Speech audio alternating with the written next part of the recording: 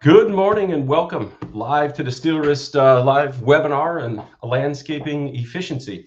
My name is Peter Gay. I'm the Vice President Region Americas here for Steelwrist Inc. And today, like I said, we're going to talk about excavator efficiency.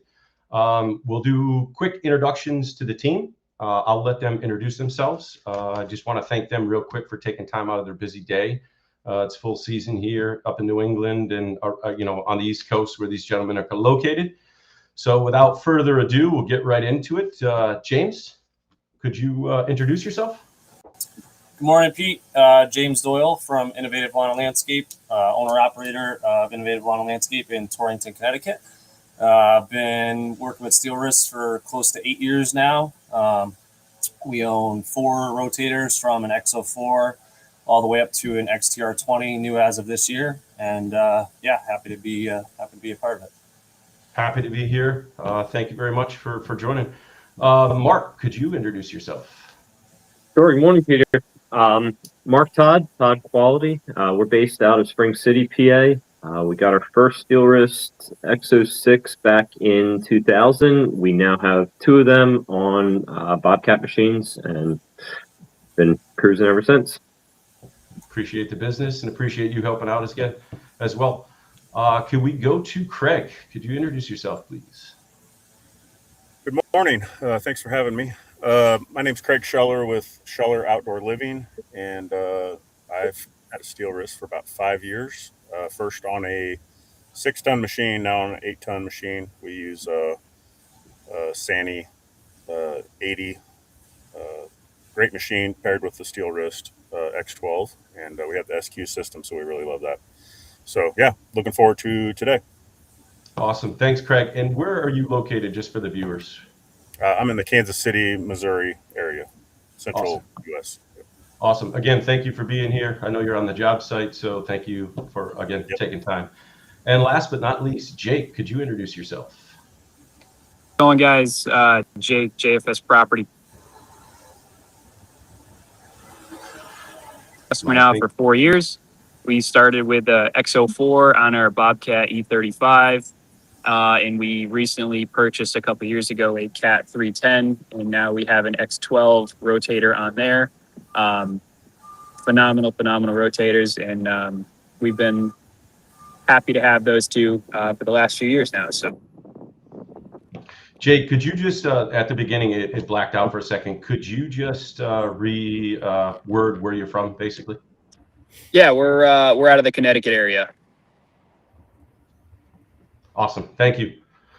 All right, let's get into it. I know we have a limited amount of time, so we want to get as much info out to the viewers as we can. James, this first question is going to be based to you or focused to you. So when you think about, you think about when you were adopting or wanted to adopt a tilt rotator, before you upgraded, what was the most frustrating part of your daily work that slowed you down or costed you money? Yeah, so I mean, basically at the beginning it was, going from your standard mini excavator, with a thumb and coupler, and everybody knows that an excavator is a money maker. So obviously it's going to make you money regardless how you have it set up. But kind of the back end on how I got involved with it was I had a really bad cost of finance deal on my first mini excavator as a Bobcat E32. Not the best service in our market here on that side of things. So I looked into some options, and Caterpillar ended up being the route that we went. They were the first ones to give us a shot. A year or 2 in business, financing options were great, and Steelwrist was just coming into the market, into the U.S. market back in 2017. So they were about a year in. They had just gotten set up over in Newington, Berlin area, and I remember sitting down with Christian and my Caterpillar rep Tim Schofield, and they said, if we're going to do this, I'm going to buy my first brand new machine. I said, let's make it as, efficient as possible. We had heard a lot of, guys talk about it. And I said, let's make it as efficient as possible and be able to recoup the investment and the ROI as quickly as we could. So we sat down, I got a couple different quotes from different manufacturers, and there was just that at home, atmosphere, hey, let's see what we can do to help you. It was a really good introduction, and it just made sense. So we kind of pulled the trigger and went from there. And a lot of the things that we had struggled with early on that I realized kind of the main, like, I guess, core focus on going this route and really jumping out of my comfort zone on what we were able to afford right away, because it was a full finance deal. Like, I couldn't afford it. It was everything that was out on finance to do it.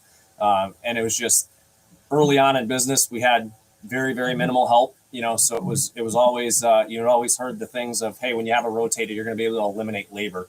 And it was like, okay, yeah, it's a great sales pitch. But once you get into it and you start watching the videos and you see things, especially in like the landscape construction and compact excavation world, where you're using those small machines, a lot of detail work involved, you really can eliminate the labor. And that's what we do today, and it's just constantly thinking back to certain jobs that we're doing now.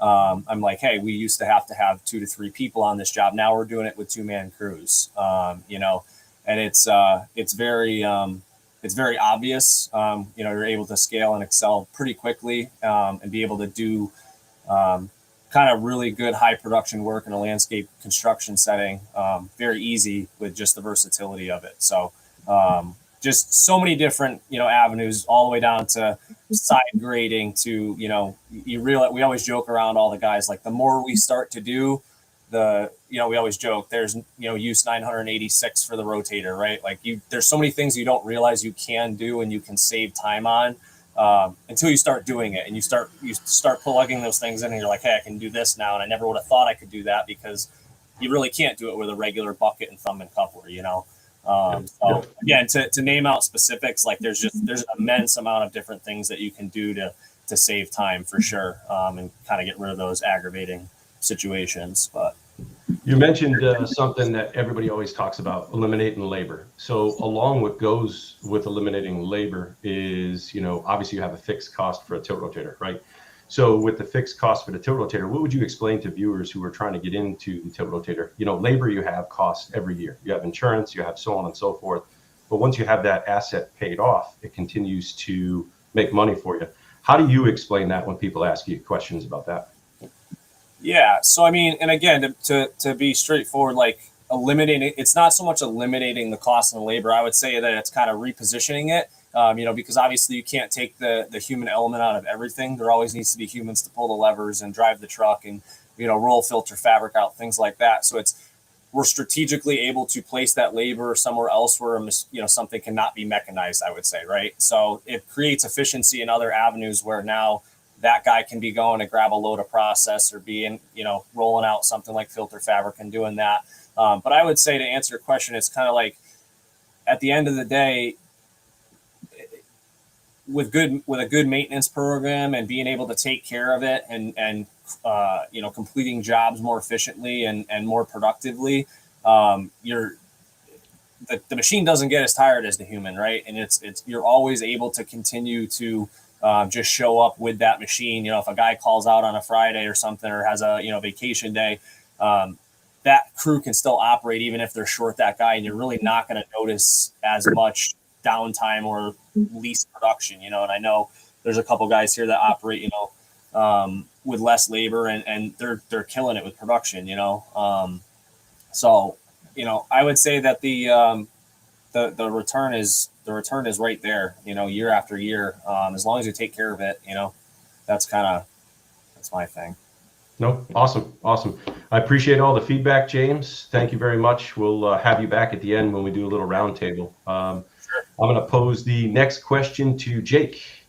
Jake, so if you think about back when you were evaluating options, obviously there's other manufacturers out there, along with Steelwrist. What actually pushed you over the line? It's a 2-part question. What actually pushed you over the line to invest, and how did you go about deciding what system was right for you? Well, there's a few things. I mean, obviously, like James talked about, and you just talked about, big labor savings. And also, we like to run lean. I like my company to run lean. The more people you have, the more money you're paying out, of course. I was really first exposed to tilt rotators on Instagram, or social media, like a lot of guys are nowadays. James was actually one of the first ones that, I saw with a rotator in this area. He was very good at portraying the videos and showing everybody what it can do and the possibilities of it and everything. And, from there, I was able to kind of take it and be like, wow, this is really, something we could utilize in our business. This is going back, 5, 6 years now, but we really weren't, doing a lot of excavating at that point in time. So, we were just slowly getting into some bigger, projects and patios and walkways. And as, fast forward a couple of years, we got into some larger scale work. And, it was pretty lean. Like I said, it was only me and one other guy, and we were knocking out, fairly large projects that customers, or I'm sorry, not customers, other companies are doing, with 4 or 5 guys, and we were able to do it with 2 guys. And, the big aspect of that was the rotator. And I knew we always had a hiccup in our projects, was moving material and getting the jobs dug out, getting it based, and that was the biggest hiccup. There was a lot of handwork. These projects that we were starting to do got a little bit more meticulous, and the more we got into them, the more detail they got. So being able to dig, around footers and underneath decks and get those curves on those patios really, really nice. There was a lot of handwork that was involved, and I was like, how can I make this easier? How can I do this more efficiently without adding labor? Because anybody can go and just add 2 guys to a crew. But in our area, we're talking $30,000 to $40,000, $50,000 a guy, give or take, just for general labor. So instead of paying 80 to 100 grand more a year, for labor, that's going to be reoccurring every year, I may add. Yeah. We were able to buy a tilt rotator at a fraction of that cost. And, once it's paid for, then you've got it for however long you keep it for. So that investment just returns and returns and returns. So yeah, I mean, that upfront cost, of course, is always there, but it's really a throw in the bucket compared to what you're going to cost and what you're going to save in labor. So that was really one of the main driving factors of me wanting to get a rotator, was just to save ourselves in labor. And not only that, but I'm not old, but I'm not young either. And, I want to do this for a long time. And, I see some of these guys in the industry that are old, and, their back is broken, they're walking crooked, their legs are hard. And, I don't want to be like that when I'm older. I don't want to do all that handwork if I can do it with a machine. Nobody wants to do that anymore. It's hard to find guys to be able to do that labor work and actually want to get in the trenches and do that kind of stuff. And I'd rather not look for those guys. I'd rather buy a rotator and, like James said, just mechanize it. That's the easiest thing to do. As far as, what system was right for us, we looked into a couple different brands. But one of the, driving factors for Steelwrist for us is that they would go up to the hardscape shows. You guys were at the hardscape North America, and that's where we really saw you guys. And we talked to the dealer there, A&D Equipment, and, we were talking with you guys and them, and they had a demo day, and we went up for the demo day. And I think I was actually one of the only customers there. And they threw me in one of their machines for an hour. And I was like a kid in a sandbox, just sitting there playing for an hour on this thing with nobody else, and they came up, asked me if I had any questions. And I just said, no, I'm all good. I'm good here for another half an hour. Thank you. And from there, that was it, and in the one, a little technical, getting into it, the interface that you guys use, being able to change the controls in the cab, without using any kind of laptop or any kind of like HDMI hookup or calling into, your rep or anything to have them go in the computer and change it. You can change it to whatever you want right there in the cab. So different operators like different controls and different functions, and you can do all that right there in the cab versus, competitors where you can't do that in the cab. You have to go on a laptop, plug it in. It's more of a hassle. So it's very user friendly, I think too. So the user friendliness of it is phenomenal, and then the support that we have with our local area A&D Equipment, and you guys as well. For me and James, you guys are right here in Connecticut. So the other day I had to get a few parts for mine, and I think I had parts sitting outside waiting for me within 45 minutes of me calling, which is absolutely phenomenal. And there's nothing better than having somebody who's got your back when something goes down and you need it. So that's kind of the driving factors for us. Awesome. I'll go back to your age comment. Well, you say you're not too old, you're not too young, but because you were talking about working smarter, so one thing my dad always taught me is work smarter, not harder. But you're young compared to me, so we're just going to leave it at that. So another question I have pertaining to you specifically, obviously you were really young. You said you had 2 people when you started the business. Yep. did it keep you up at night talking about buying a tilt rotator, adding that investment, starting a company, being so young, just you're going after it? Or you just, what ultimately, did you wake up one morning and say, that's it, I'm just committed, I'm going for it? How'd that all evolve? Yeah, I mean, I'll be honest. I mean, I was, I first went to. I've been going to the hardscape shows for a while, so this is years back. I saw it. I talked to people about it. I called 2 years before I bought one. I was getting quotes on it, calling people and seeing, asking James on Instagram, hey, what do you think about this? I'm thinking about making the plunge. Talking to guys in the industry, and I mean, it would keep me up at night, and I just could never ever get past, for the first couple of years anyways. It took me so long. I could never get past that number. And I'm like, how can I possibly spend that much money when I can buy half a machine for that cost? And um and that just and I think that's a big push for a lot of guys. Really, I think it's the upfront cost is the big push. And they think that because you can buy half a machine for the cost of one of the rotators nowadays, depending on what size and functions and all that you have. But it kept me up for a long time, and I was like, I really don't need it. I can get away without it. I can do it without it. And then once I got in it, I went to that demo day, and I knew once I went to the demo day that I was going to buy one. And I knew going into it, I was like, if you go there and you run it, you're going to buy it. And I knew doing it, I forced myself to go because I know I needed one. I really did. And I wanted one in the worst way. So I actually forced myself to go to that demo day and run it. And from there, it was just, how fast can you put it on my machine? Really. Yep. It was unbelievable. And now thinking back on it, and I know this, I think we're going to talk about this a little later, but thinking back on it, the upfront cost is peanuts compared to what you're saving in labor and just the tip of the iceberg too. I mean, we do so many things with our rotator nowadays that we wouldn't even have thought about doing. And honestly, when I first bought it, I was like, there's no way, I would have never thought about doing it. And just for instance, we're working on a patio today and we have a huge area that's all screeded out, and we were able to use our 310, load the 310 bucket with half a pallet worth of pavers and reach to our work area over the screeded area, and then just lay right from the bucket, with turning the bucket around, loading it, putting it whatever which way we need to be able to access it. I would have never even thought about doing that when I was first buying it. I was like, this is great for digging, but let alone the amount of other areas you can cover with it, and the amount of things you can do is just absolutely phenomenal. And really it's unlimited what you can do with it. So but yeah, that upfront initial cost was definitely something that held me back for a long time. But in the grand scheme of things, looking back at it, I wish I did it 2 years earlier. Awesome.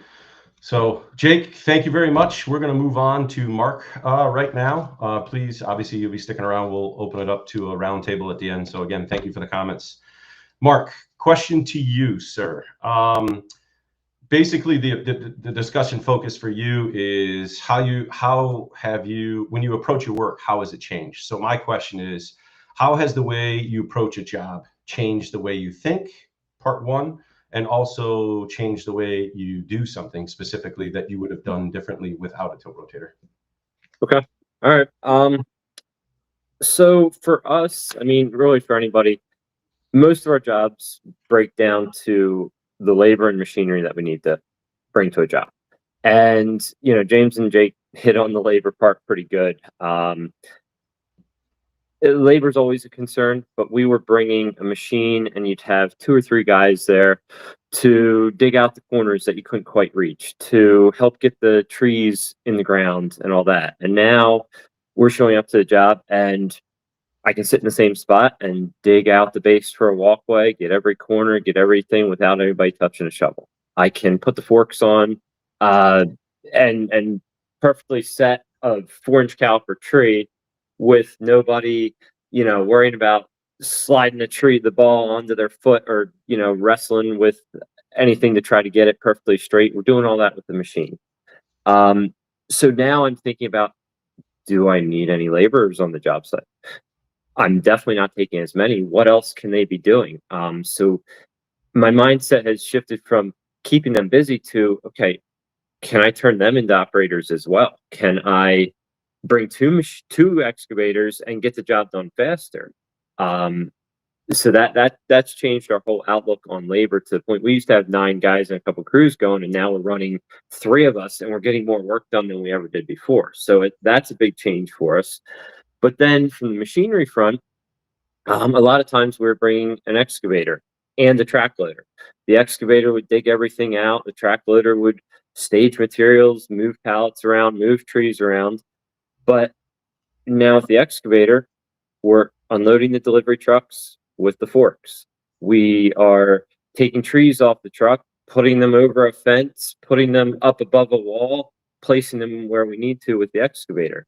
We're doing everything that our track loader did, and now we're only bringing one machine. So we're not even mobilizing as much. So it affects pretty much every aspect is more efficient. Not only do we need less labor, are we getting the job done faster? We're not hauling as many machines to the job. So we're saving money on all fronts. And our efficiency is just, when we first looked at buying a machine or buying a tiltrotator, we got different numbers about, oh, you'll be X amount more efficient. I mean, it just blows my mind to think how much more efficient we are than we ever expected. Could you ever go back to working without a tilt rotator? I would flat out refuse to do a job without one. I mean, I can't even imagine having to run a regular machine for a day, because literally not a day goes by on a job site where there's multiple things we do, or we're like, well, we would have had to do that by hand. We couldn't have done that without our tilt rotator. It just, there's things that you don't even think about that you can do with that machine that you have to do by hand. I mean, my guys have forgotten a shovel before because we just don't have to dig by hand anymore. It's amazing how efficient you can be with these things. Yep. And for the viewers that just clicked on, so could you explain how many tilt rotators you have and what size class machines you run, just for the type of job? Because you were talking about using forks, planting trees. You do produce a lot of unique videos as well, but just for people that are just coming on, if you could reiterate it. Yeah, so we have two Bobcat E55s with the X06 tilt rotator. The reason we went with that, the lift capacity for their class, despite the weird number being less than some of the other competitive brands, it can handle the weight of the tilt rotator very well, but I can also pick up a full pallet of pavers with it, meaning I can take them right to where the guys are laying. Now, we don't do pavers anymore, but when we were, right to where they're laying, or stretch it out and reach it across the patio so the guys aren't going back and forth. Now, when we're doing our forestry mulching, it's a 1,000-pound mulcher head on the end of that, plus the weight of the tilt rotator, and we're reaching out over the side, down banks, doing trees and everything. We have probably 20 attachments for that thing. So, we just bought a trailer to haul all our attachments to jobs. So some of our bigger jobs, we'll show up with, I have a dozen attachments sitting on one job right now with both machines. That we're just switching attachment to attachment as the job progresses. And, it's a 2 or 3 man operation, but they're all in machines, and we're getting it done faster than anybody around could. So it's kind of fun. Fun to stay in the machine, especially. What's that? No, sorry. Go ahead. Finish. Go ahead. No. I mean, when the last 3 days we've had almost 100-degree temps, and when everybody's in air conditioning and machines, it's a lot easier to keep guys happy. Yeah. So you bring up a good point. So you bring a dedicated trailer full of attachments. So like you just said, 100-degree heat. The operator doesn't have to get out of the cab to go hook up hoses, doesn't do anything. He just walks over, grabs the attachment, and off he goes, basically. I do want to touch on something else that you brought up, though. So you use a mower on the end of the tilt rotator. Yes. A lot of people are like, you can't run a mower. You can't run a mulching head on the bottom of the tilt rotator. It doesn't have enough flow. Can you speak to that? This is a good platform to, squash any rumors that, maybe some competitors can't do it, but could you talk about that a little bit? Yeah, so a lot of it depends on the size of machine you have. For the smaller machines, you can run a secondary auxiliary line to plug in. For the larger machines, correct me if I'm wrong, the flow on the SQ heads are pretty high. Yes. It's very possible I don't lose any tilt or rotate function. It's you can be extremely efficient with, especially the mulcher head.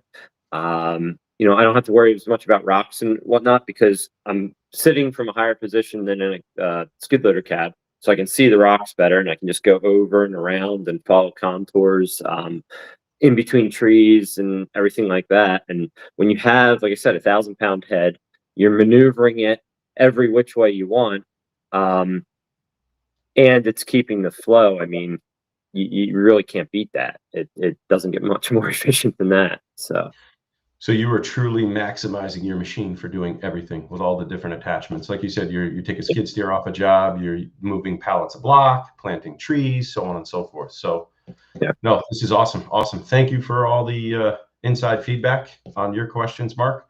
Obviously hang around again. So next question, we're going to go over to you, Mr. Scheller. So Craig, your question is basically focus on, was it worth it, right? So the discussion focus is, how's it affected your business? We'll just start with that. How has owning a tiltrotator affected your business? It's really hard to describe because a little backstory. I've been in the industry almost 30 years. I'm pushing 50, and I've been in it since I got out of high school. And I had never owned an excavator that didn't have a tilt rotator, believe it or not, because I never owned one before 5 years ago. And when I started in landscaping and started in hardscapes, over 20 years ago, I was using a mini skid steer, or I had a Bobcat skid steer for a while, but I always rented an excavator because the only thing you could do with it was dig. Yep. And about in 2020, I had just ended kind of a sales stint and with some manufacturers as a rep, and I got back in, and I was going to add pools. I wanted to do pools really bad, so I started looking at excavators, researching what size I should get, and I came across these videos on YouTube where guys are using these crazy things that are spinning around and tilting, and they're running down, digging ditches, and there's a lot of cool stuff on. I was like, man, I got to look into this. So I found a dealer, just happened to be a Sandy dealer, that had Steelwrist, and I was even looking at other brands, and I couldn't get, it was pretty new at the time in my area. So I was like, I think this will make a huge difference. And the crazy thing, and I guess this is how I'll answer the question, is when I started in 2020, I was given a lot of information from other contractors saying that it's really hard to find labor. And I was like, well, if I'm going to do this, I'm going to have to set myself up to where if I can't find anybody to help, and I'm starting out, so I was by myself, I have to be able to accomplish these jobs by myself. So this attachment for an excavator made a lot of sense to me because it would increase, everything I was hearing was it increases efficiency. It allows you to do things you would normally do with an excavator. So I'd say, I could say all the things that everybody else has said, and then say that the biggest thing for us is we've taken on projects that I would have never imagined that we would do because of the size of excavator we're in now, and because of having a steel wrist. And I'm on a very large retaining wall project right now, where we're having to tear down a failing wall and build new walls, and it's a very steep property. And I'm able to position my machine, with the blade down, my tracks on the ground, seat belt on, sliding, looking like I'm about to go down a hill, but I'm digging level and I'm safe. And like, instead of having to put the blade all the way down to level your machine to get that level dig, where you're basically sitting on the back of your track points and then your blade, and at any moment you could topple over or slide or whatever. So I prefer to have everything on the ground, and it allows me to not only dig, but to stay in that position and dig in all kinds of places without moving and repositioning myself. And it's crazy because I had to rent one until I needed a smaller machine for some access. And I was having to do the same thing. I was having to, blade up. I was like, I haven't run one of these. I don't even know how to dig level anymore, So it's, but the way it's changed is, like, we're digging pools, we're building large retaining walls. I sold my skid steer because my 80, I use my forks to sell my pallets and unload trucks like the other guys were talking about. We have a grapple, so we can do like limestone walls and boulder walls, and the SQ system allows us to, like, our forks are hydraulic, so we can switch in and out of those, those things, and we can do all kinds of things without getting out of the cab. And it's just it's really hard to explain. You just have to understand, I guess. But like I can't imagine. I don't think. In fact, I'm holding off on buying a second machine because I just can't. In my position right now, I can't buy one without a tilt rotator. Um, so that's where I'm at. Is I don't know. It's really hard to explain what it does. I could show you. You could watch videos I've made, or I could tell you, but until you experience it, like it's kind of hard to explain it. So I don't know. No, but this is It's good. a bad answer to the question, but No, it's fine. But this is good. This is what these forums are about, because people want to yeah, hear, obviously you guys come to the trade shows. We all go to trade shows, we talk, but not everybody goes to the trade shows. Not all yeah, contractors can afford to go to Vegas, can afford to go to a utility show to talk to you guys or other industry people out there. So this forum is like a perfect setting for it. So for you guys to be real and just explaining how life works and how it is with the tilt rotator, incorporating it with the company is awesome. So yeah. that's what people want, is organic. And what you said was perfect. So another question, or go ahead, Craig. Well, I was going to say too, like a lot of people ask, how long does it take to learn one, right?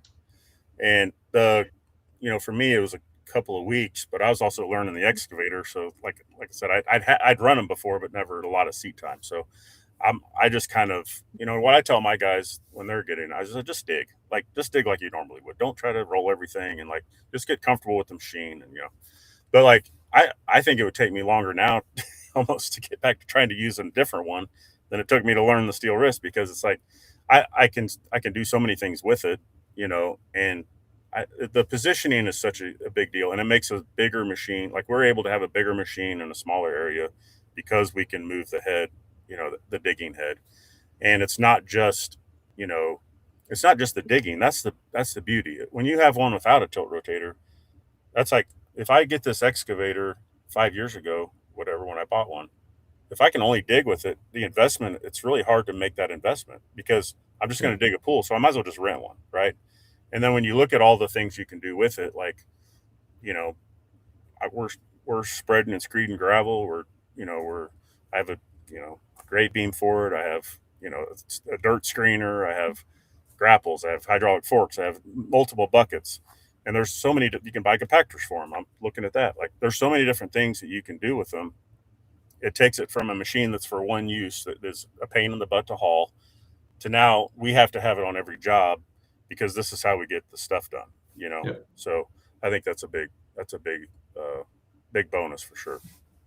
So I'm going to pick on you right here, but I'm only a couple of years younger. So my age category is right there with you, but I'm going to pick on your age because you said you're almost 50. So I'm just shy of you. Well, I'm not there yet. I'm close. Yeah, no. That's why I said just shy of 50, just shy. But so my question to you, with me being a couple of years younger, I constantly put myself thinking, okay, if I was to start a company right now, would I go with a tilt rotator? Well, I don't have to say anything with this, because you're pretty much living proof. Yep. You didn't have a tilt rotator for the longest time, and you recently purchased one not too long ago, later in your career. Let's just say, compared to when you started, for argument's sake. What would you explain to people out there, similar to our age? Like, I'm too old, I can't, it's too late, I should have started younger, so on and so forth. Well, my my body's taken a beating. I've been hard on my body for years. This is what I've done. It's either been construction, carpentry, or hardscape, landscape, and I've done things to my body that have now, like, I have bad knees, I have bad back, bad shoulders. I have, and they're not bad enough that the doctor's saying to replace all of them. They're just bad enough that I feel everything every day. And so for me to get back into the industry, post 40, there was another thing that I needed to, I need to be able to get these jobs done by myself, but I also need to not kill myself. And like Mark was saying, like, we're now, I have guys on my crew, they'll be like trying to dig out edges, and I just say, get out of the way. And I turn the bucket around, and I get into that corner, or I get up against that foundation or whatever. And like, I had one guy just threw the shovel. He's like, I guess I don't need this anymore. So not only am I looking out for myself, but I'm trying to look out for my guys. But the thing is, like, there are some days where, and this is where we've come in my business, there are some days where we just can't make a machine work, and we have to do something that's difficult. But those days are few and far between now, because of the equipment that we've put in place. And I think it's important to say that you can't do every single thing with this, right? But it makes the days that you have to do those things less, and the guys really appreciate that. And we're looking at, like, we have a compactor that weighs 1,000 pounds. We're picking that up and placing it wherever we need it. We're not trying to move that by hand or move it with a smaller machine. We're just picking it up and placing it. So, like, we try to find, we look at something, we go, how can we use our excavator and Steelwrist to do this job? Because it seems like that would make it easier, right? And there's only three of us, so it's not like we have a big crew. We're a lot like, we can run a lean crew because of the things we can get done, with our machines. So can all your operators, or I should say, could everybody in the company run tiltrotators? That's part of my problem, is I love it so much I have trouble getting out, and I'll be honest. But we have had some of it is a little bit like, it seems like we're always in a hurry, or we're always on something very challenging. So, like, I feel like I need to be the one in it. And then there's times when we're just digging a pool. I have a 22-year-old kid that works for me. I really want him to learn it, and he gets in. He thinks it's cool. He plays a lot of video games, so I think he's picking it up. But it's also just a matter of, like, getting in those situations where he's never even run an excavator, and we have a pretty good sized machine.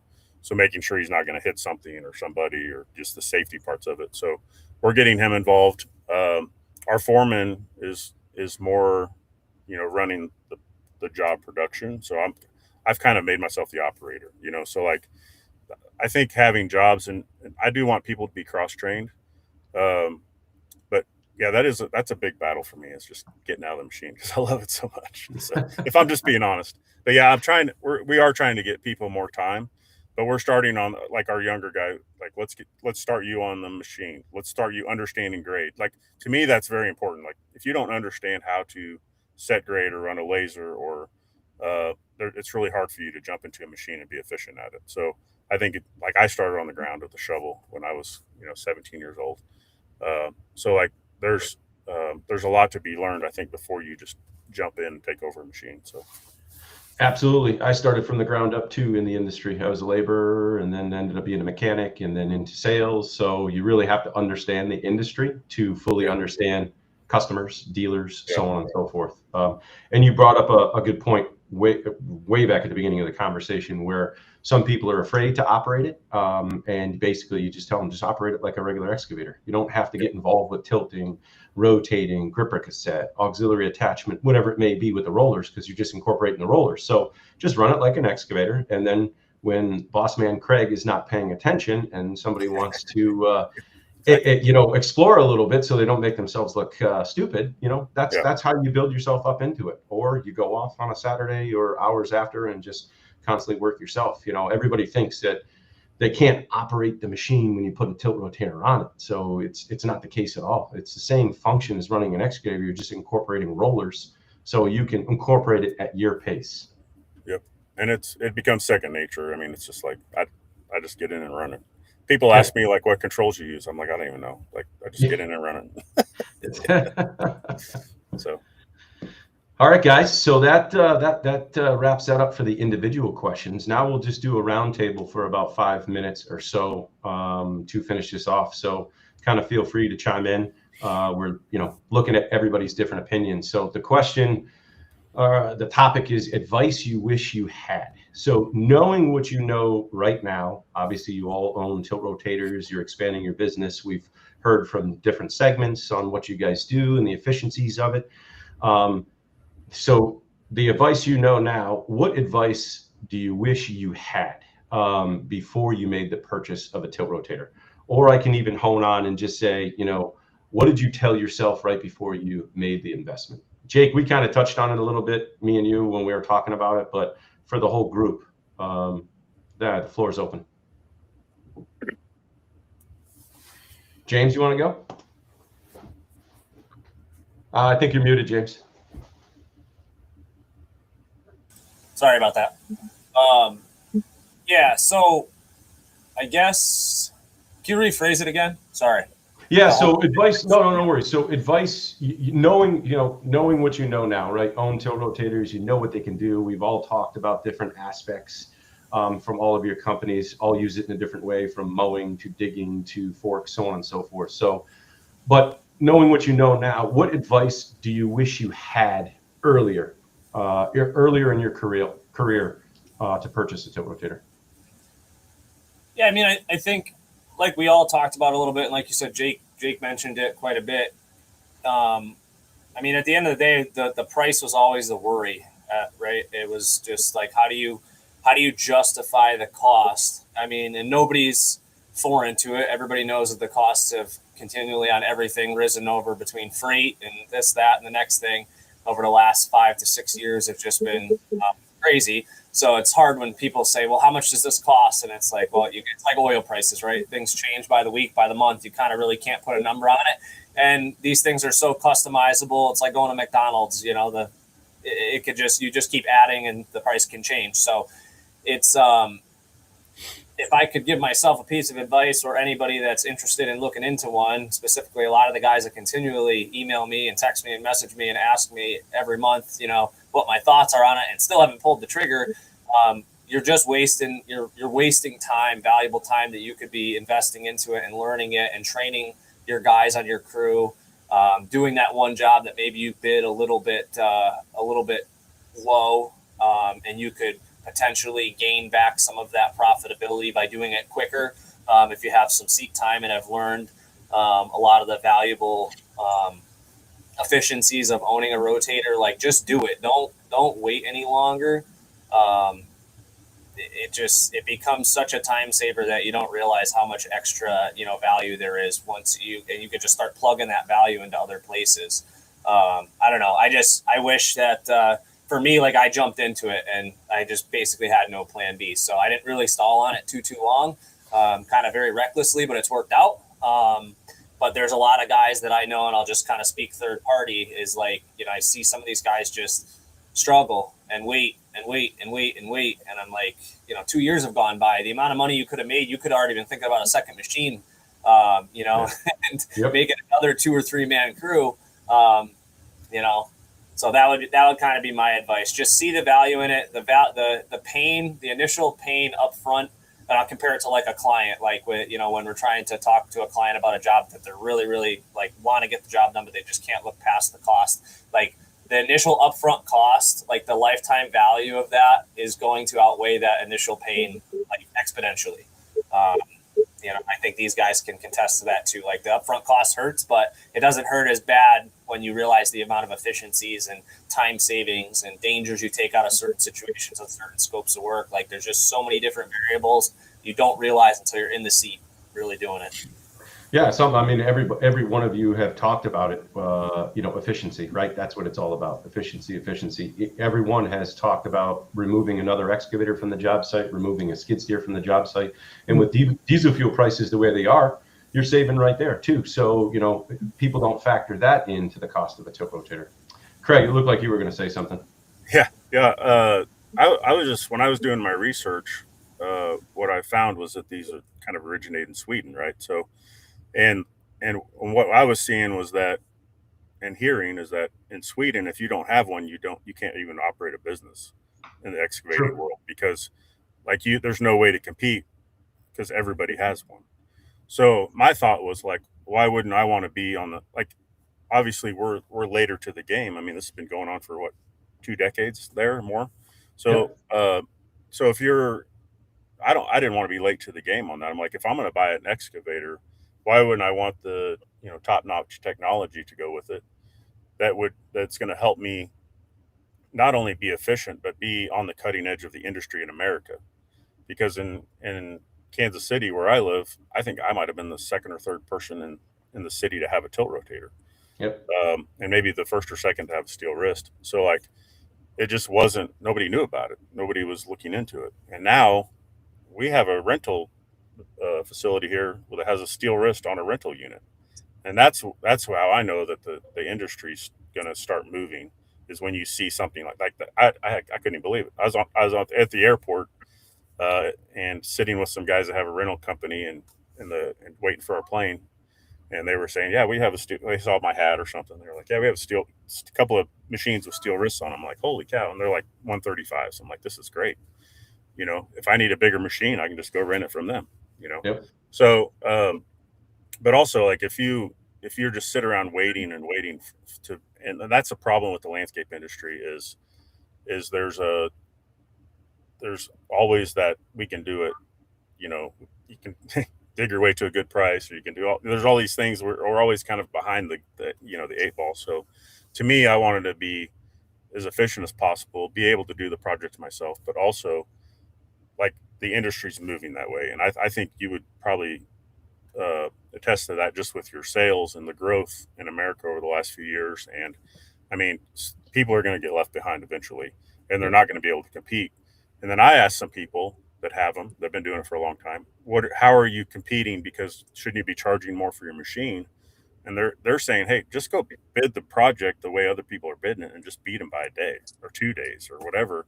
And then go do the next job, because it's really hard to the excavation world. It's really hard to like give that, sell the value up front, but then we show people now what we can do, and they're just having us come back and do it. So yeah, this gentleman named Gary just put a perfect comment up. You wouldn't buy a supercar and put cheap tires on it, so it makes perfect sense, right? So it's the investment. You're going to go all the way through. And boys, we're almost out of time, but I just want to comment on, Craig, what you said too. So America, when it comes to technology, you were spot on, right? So Europe's way ahead of us. With that, there's some markets over there that have huge penetration rates, 90% plus. Here, it's very, very low. But it was like that with the GPS systems 15 years ago. Nobody wanted to put a 2D, 3D full GPS system on their excavators. Now they're becoming more and more frequent. Well, eventually the Tiltrotator will get there. And to your point, Craig, yes, there's going to be a lot of people left behind. We know the size of this market. So, each one of you in your respective areas are seeing more and more everywhere. Real quick to finish up, got about a minute. Mark or Jake, any input on that? So the only thing I wanted to, you ask any of these guys, anybody who has a Tiltrotator, their only regret is always that I didn't do it sooner. Yeah. So I think that speaks volumes. You don't get mixed reviews on Tiltrotators from guys who have them. It's always, I wish I did it sooner. That's people's biggest regret. It's going to pay for itself sooner than you expect. You see guys having no problem putting big time money in their souped up pickup trucks and this, that, and the other. That's not going to make them any money, but this is something that has an ROI that you're not going to get with any other piece of equipment. So I think that's my biggest takeaway. Nope. Perfect. Yeah. So, I mean, obviously the big time cost thing, that's a huge factor. That James hit it on the head too with that.